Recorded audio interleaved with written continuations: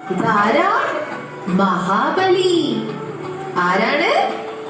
മഹാബലി. നിങ്ങൾക്കറിയാമോ മഹാബലി ആരായിരുന്നു എന്ന്?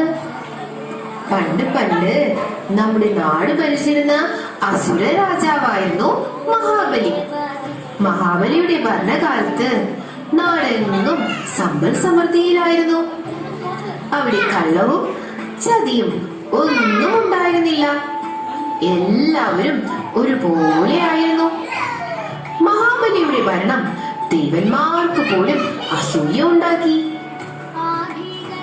മഹാബലി സ്വർഗവും കൂടി സ്വന്തമാക്കുമോ എന്ന് ഭയന്ന് ദേവന്മാരിൽ ദേവനായ മഹാവിഷ്ണു വാമനന്റെ രൂപത്തിൽ മഹാബലിയുടെ അടുത്തെത്തി. തനിക്ക് 3 അടി മണ്ണ് വേണമെന്ന് ആവശ്യപ്പെട്ടു. ദയാലുവായ മഹാബലി മണ്ണളന്നെടുക്കുവാൻ അനുവാദം നൽകി. ഉടനെ വാമനൻ ആകാശത്തോളം വളർന്ന് ആകാശവും ഭൂമിയും എല്ലാം അളന്നെടുത്തു. 3ാമത്തെ അടി വെക്കുവാൻ സ്ഥലമില്ലെന്ന് അപേക്ഷിച്ച വാമനനോട് തന്റെ ശിരസിൽ 3ാമത്തെ അടി അളന്നെടുക്കുവാൻ ആവശ്യപ്പെട്ടു.